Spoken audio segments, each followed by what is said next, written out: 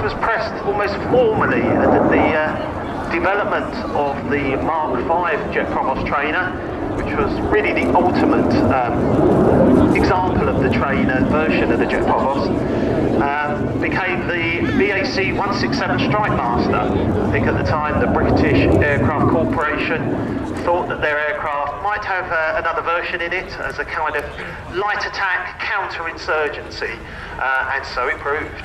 Yeah, a few countries were using jet provosts in different marks as light attack aircraft. BAC had the idea of this bespoke version, aiming to sell it to countries that weren't able to afford to buy or to operate more expensive, complex, bespoke front line types, while also being suitable still as an advanced jet trainer. So they strengthened the airframe, they gave it extra armour protection, with an uprated version of the Rolls-Royce Viper turbojet engine, and crucially 4 underwing weapons hardpoints, which could carry gun packs, bombs, drop tanks, and so forth. Which we will see demonstrated towards the end of this display. We will, because this is where we use up the pyrotechnics that were intended for the Army Air Corps roll demonstration that sadly, for technical reasons, with the Apaches, we're not able to see today. So the Strikemasters will be showing us something of their original in-service roll.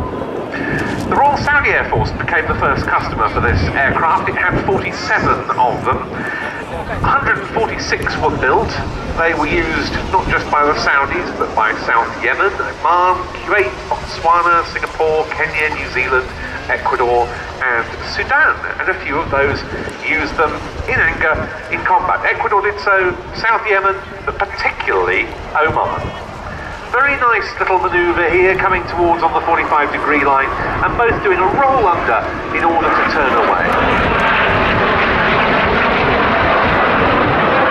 It was then the Sultan of Oman's Air Force, now the Royal Air Force of Oman, using Strikemasters a great deal in a conflict known as the Dhofar Rebellion. Communist-backed rebel forces known as the Adu in the local language, meaning the enemy, were trying to take over the Dhofar province of Oman from the control of the Sultanate. And in combating those efforts, the Strikemaster proved a very effective weapon. It was a big step up in offensive capability for the Omani air arm, particularly compared with the piston-engine Percival Provost it replaced.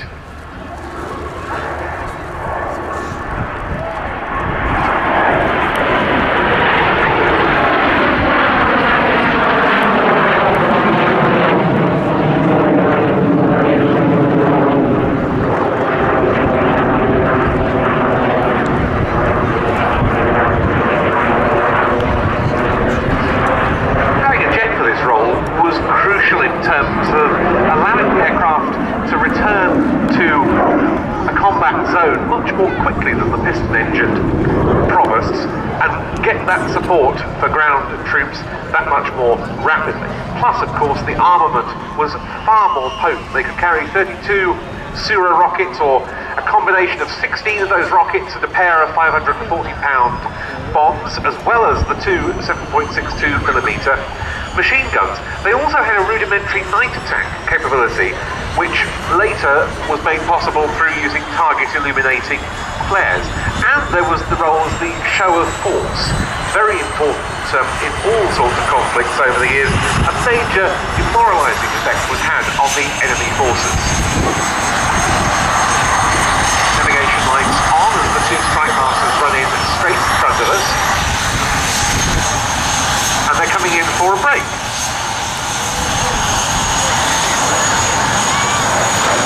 And indeed the deployment of Strikemasters during the Dhofar Rebellion, that story told so well in Roland White's book Stormfront. Yeah. It really takes you into the cockpit. Indeed, I think 3 Strikemasters were lost. The guns for strafing the forces, which included elements of our own Special Air Service, the SAS. In appalling weather as well. So this is not an all-weather aircraft. Now the two aircraft coming for a competition run tonight.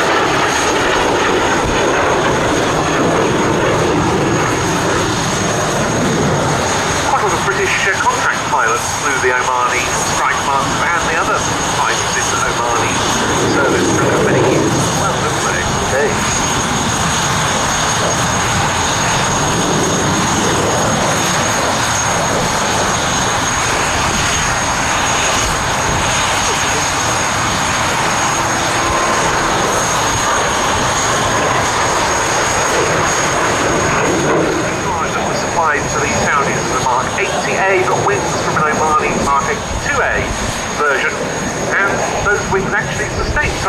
damage during the Battle of the BAC. I think if you look to your right hand side, you'll see the aircraft demonstrating one of its weapon rolls, the 7.62mm strafe.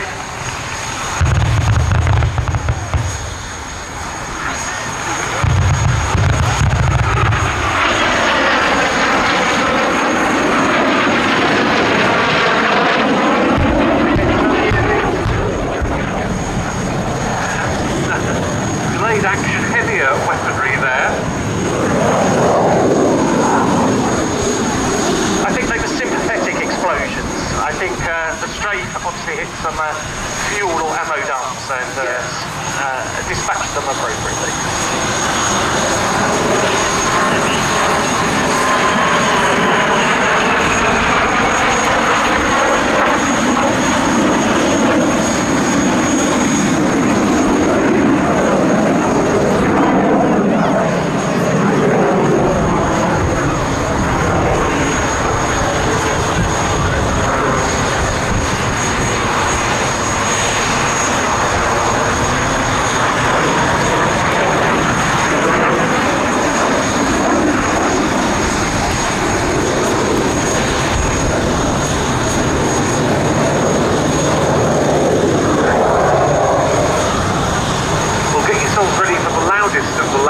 banks that we have for you as they come towards the end of their display, because this is where we're going to shortly unleash the wall of fire.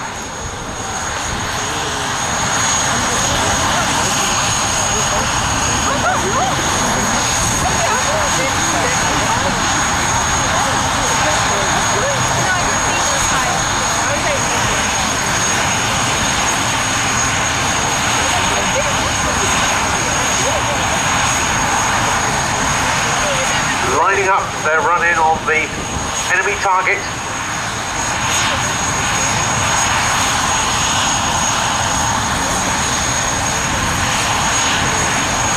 And as they pull up, they've delivered the coup de grace.